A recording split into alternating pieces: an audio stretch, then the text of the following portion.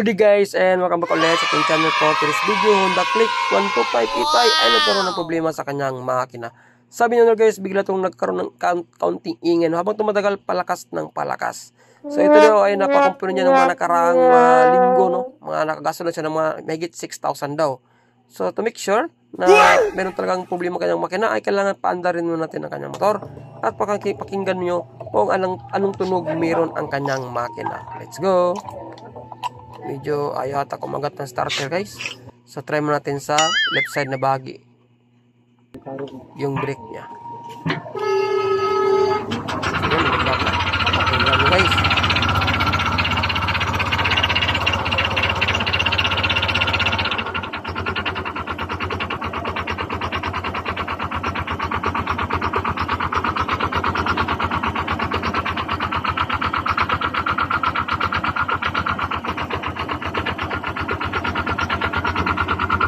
So tingin nyo, saan kaya nanggagaling ang ingay ng kanyang makina?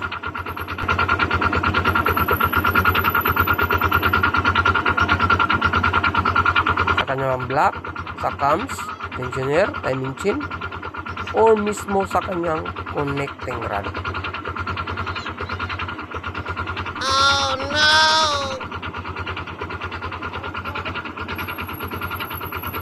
So ang gawin natin guys ay baklasin natin ang kanyang cover. Tapos unti-untiin natin baklasin ang kanyang makina. So patayin naman tayo ng susi.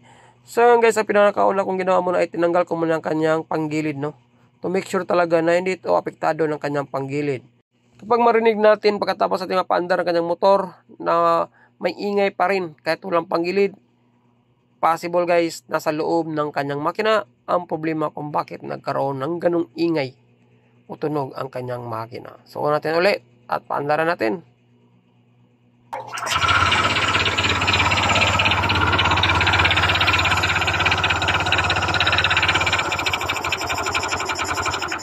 Yun o, nandun pa rin ang ingay ng kanyang makina guys. Makalampag pa rin.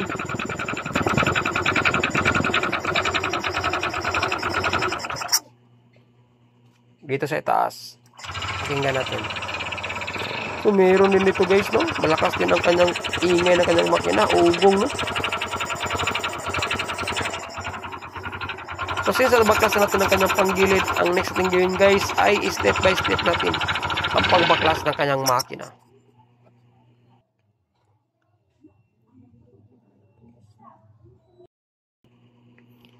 Tapos doon na natin baklasin una ang kanyang throttle body, next ang kanyang head cover, cylinder head at saka mismo ang kanyang block, pagkatapos ang kanyang piston, at doon natin i-check ang kanyang connecting rod kasi suspect ako ito guys, no?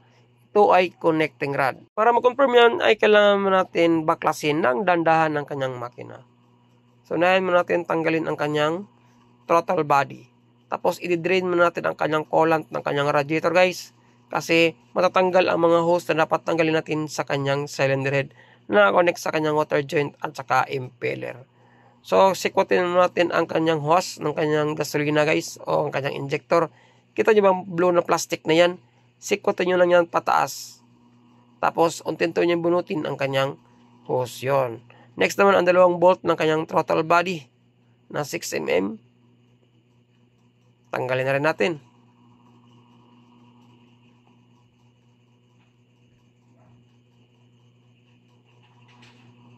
Pagkatapos ay tanggalin natin ang lahat ng socket na connect sa kanyang throttle body, ang kanyang TPS socket at ang kanyang IEC socket.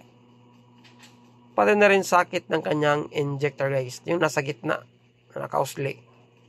So pindutin nyo lang siya guys, tapos dandahan yung slide. Yun, ganun lang kadali kung paano pull out ang kanyang socket. So yun, ang next naman, tanggalin natin ang socket ng kanyang injector. Okay. Ang ating partner muna natin, no? Ang ating patatanggalin. Yung sa part na ito guys, nahirapan siyang i-pull out ng socket kasi hindi niya pinindot yung sa gitna. Sabi ko sa kanya, pindutin mo yung sa gitna, tapos ang dadahan mong sikwatin pataas. Matatanggal din yan. Yun, no? Ganun lang. So, since natanggal natin ang kanyang throttle body, next naman tanggalin natin guys ang takip ng kanyang cylinder head. Meron niyang 4 na bolt, no?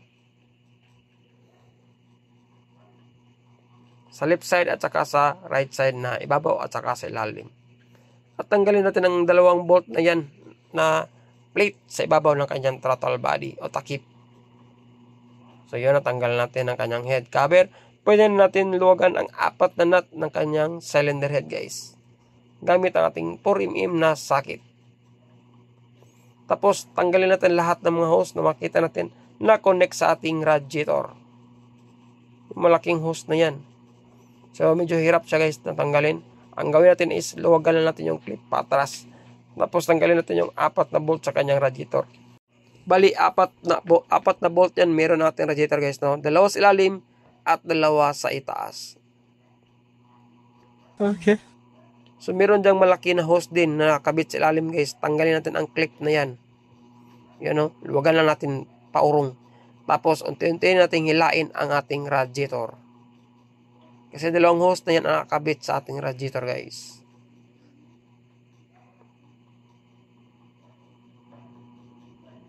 Medyo pinahirapan pa sana kasi napaka-virgin pa siguro nitong motor na ito. Kung hindi ba na ito na baklas.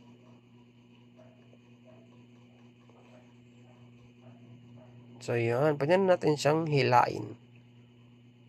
Since naluwagan na natin ang kanyang hose clip.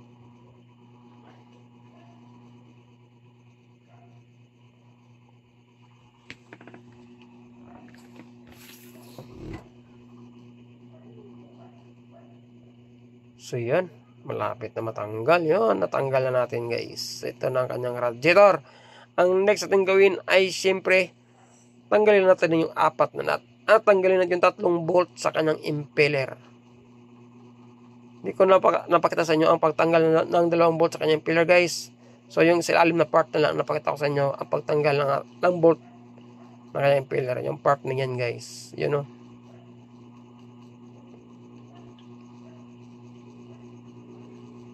So, pwede na natin sikotin ang kanyang impeller ng dahan-dahan.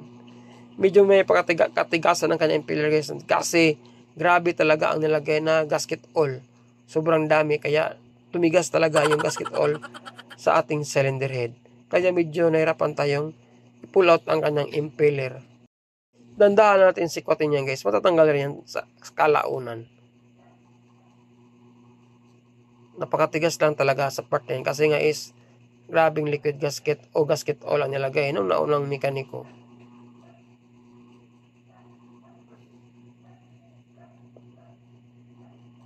So maya guys, kapag matanggalan natin yung impeller, doon ko napakita sa inyo kung saang party ng kanyang impeller ang dapat natin tanggalin. Yung 2 bolt na hindi ko pinakita kanina. Kasi nga is na tabunan siya ng chassis yung camera natin. So ito na nga guys, na pull out na natin ang kanyang buong impeller, dala na ang kanyang thermostat.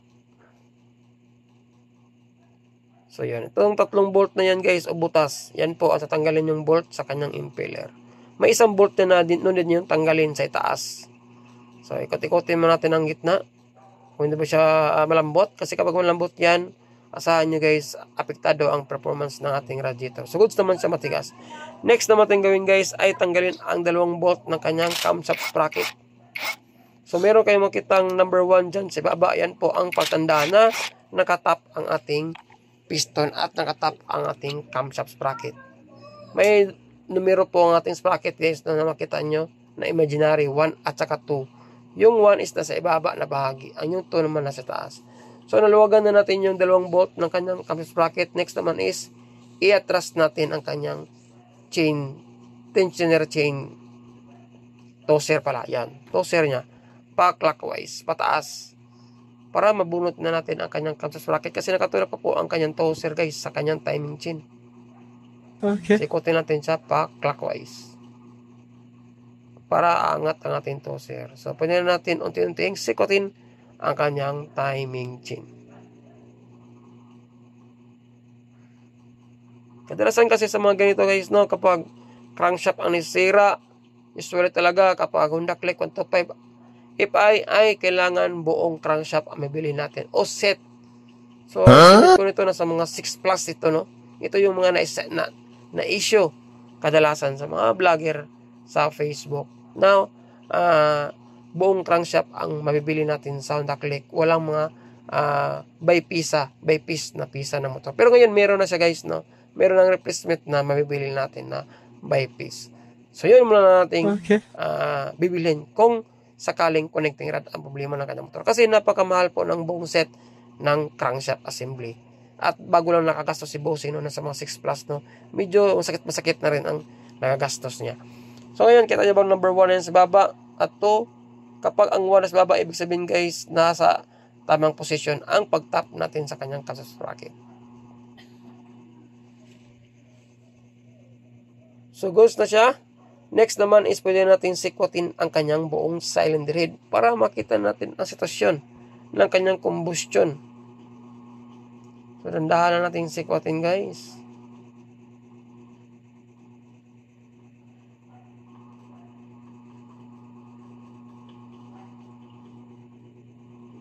So, mayroon pa nakasabit na ignition coil, no? Tanggalin muna natin yan. Saka yung auto sensor niya. So, medyo makapal-kapal na rin ang carbon ng kanyang cylinder head, no? Saka isa sa mga na-discover ko guys, no? Wala akong nakitang cylinder head gasket sa kanyang motor. Kasi ito ay nabaklas na. At ganoon din kalinis ang kanyang cylinder head. So, grabe, sobrang dami ng dumi. Kasi nga is walang head gasket ang kanyang motor. Kaya nagkaroon ng moisture ng oil sa kanyang cylinder head. Kaya nagkaroon ng kanyang senaryo na napakadumi talaga ng kanyang head guys. So, chinek ko ang kanyang block. Wala ding head gasket talaga na nakalagay, no? Ang nangyari para sa naka-zero plate. So, next guys, kapag ibalik na natin ito, maglalagay natin ng cylinder head gasket. So, next is tanggalin natin ang kanyang chain guide sa ibaba na bahagi. Tapos, pwede na natin sikwatin ang kanyang buong cylinder block. Tapos, i-check din natin ang sitwasyon ng kanyang liner. Kasi duda ko itong block na ito guys ay hindi na original, no? Ito ay bagong palit na. Kita nyo man sa kutis ng kanyang block guys. Medyo makintap-kintap pa. So, check natin ang liner. Liner check. Maghanap lang tayo ng tamang liwanag guys para makita natin o masilip ang kayod o hairlines ng kanyang cylinder block. So yun, nakita ko na guys, no? Yun, no? Sa part nito medyo kaunti lang ang kayod, no? Try naman natin baligtarin ang kanyang cylinder block sa ibaba na bahagi.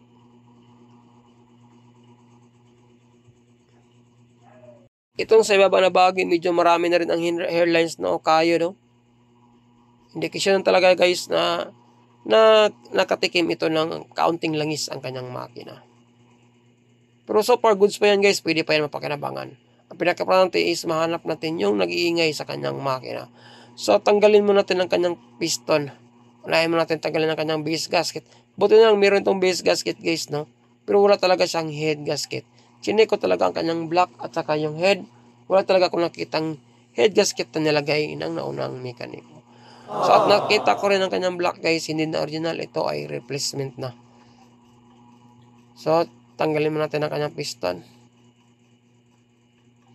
Para makita na natin ang side play at mapukpok na natin ang rubber mallet ang kanyang connecting rod. Para meron tayong partial na idea na ito talaga ang salarin kung bakit nagkaroon ng kalampag-uugong ang kanyang makina.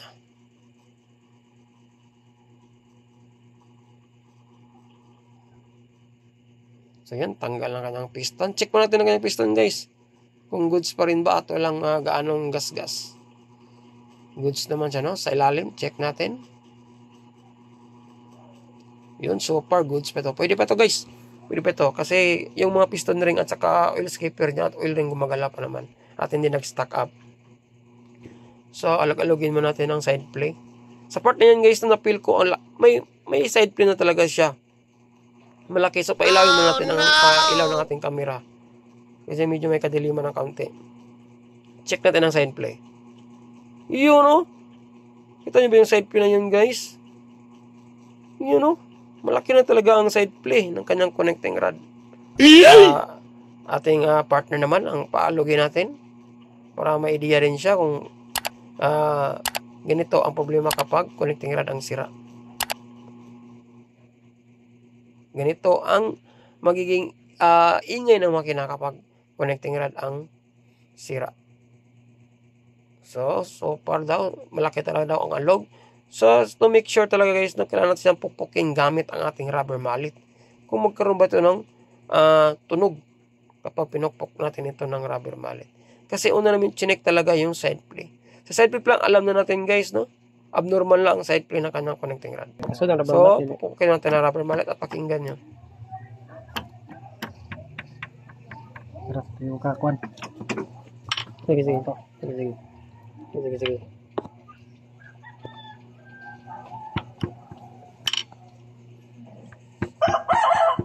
Yan o, klarong-klaro guys, oh.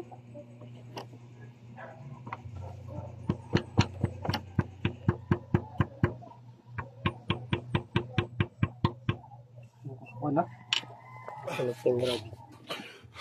Yun guys, no? Nasa mga 80% ang aking pagdududa na connecting rod talaga ang problema ng kanyang motor kung bakit nagkaroon ng ugong ang kanyang makina. Ay syempre, para matotal 100% talaga na connecting rod ang kanyang motor, ay kailangan natin i-pull out ang kanyang buong makina at hatiin natin ang dalawang cranky shell. Okay. 2 hours later. So ito na guys, na napull out na natin ang kanyang buong makina. Ay syempre, before natin baklasin ang tuluyan ng kanyang makina guys, ay kailangan natin i-double check ang tunog ng kanyang connecting rod gamit ang ating rubber mallet. So yan po ang kanyang chassis guys, o ang kanyang buong motor. So dito pa lang, i-double check muna natin.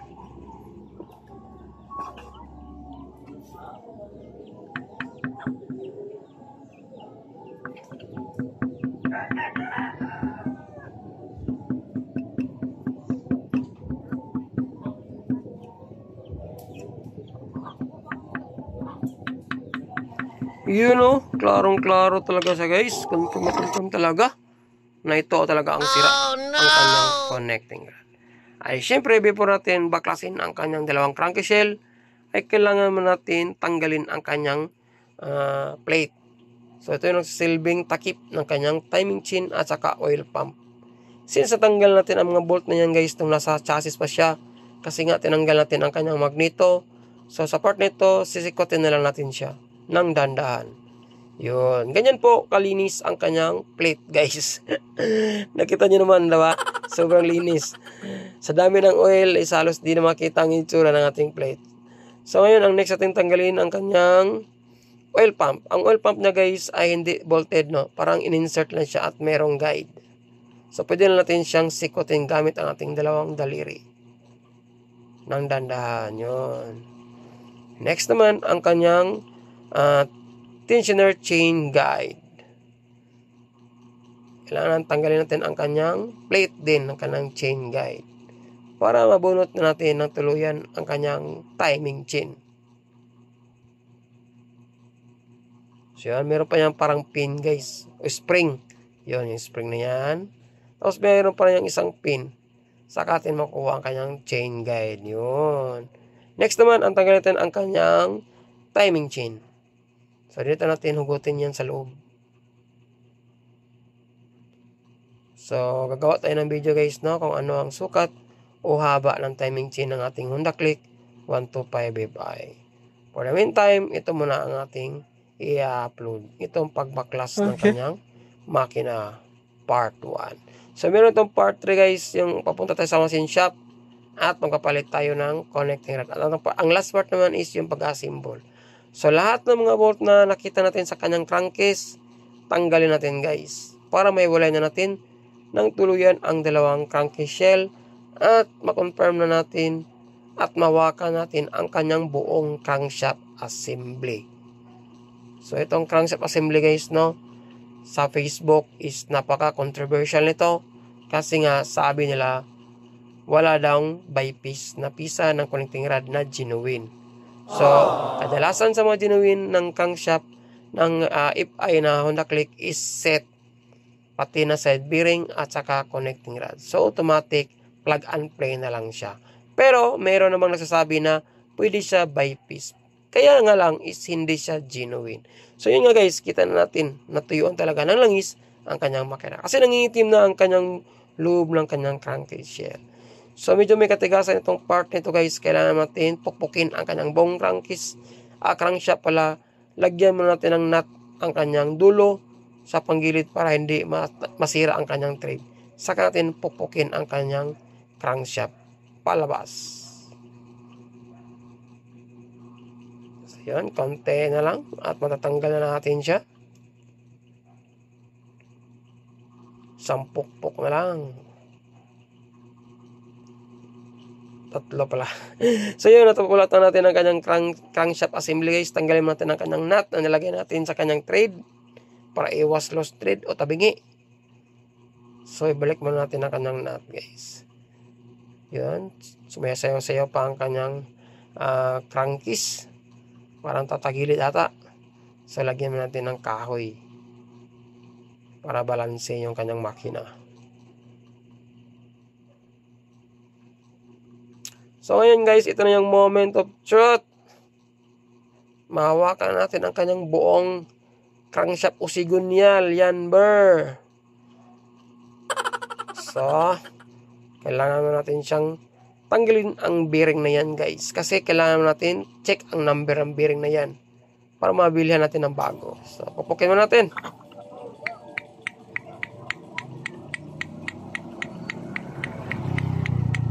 So yun guys, rinig na rinig niya ang laking untog. Tutok-tutok ang kanyang connecting rod. So confirm na confirm guys na ito talaga ang dahilan kung bakit nagkaroon ng tunog kalampag ang kanyang makina o ugong. Pati side play na rin, no? Abnormal na rin ang kanyang side play, no?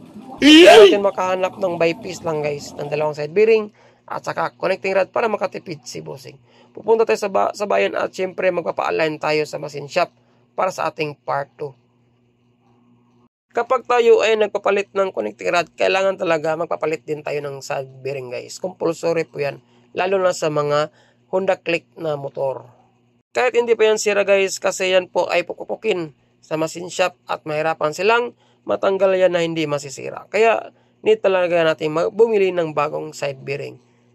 Yan mula guys, no, sa araw na ito, maraming salamat at siyempre see you sa aking next video. God bless. Shout out sa ating napakasipag na mekaniko. Ayos.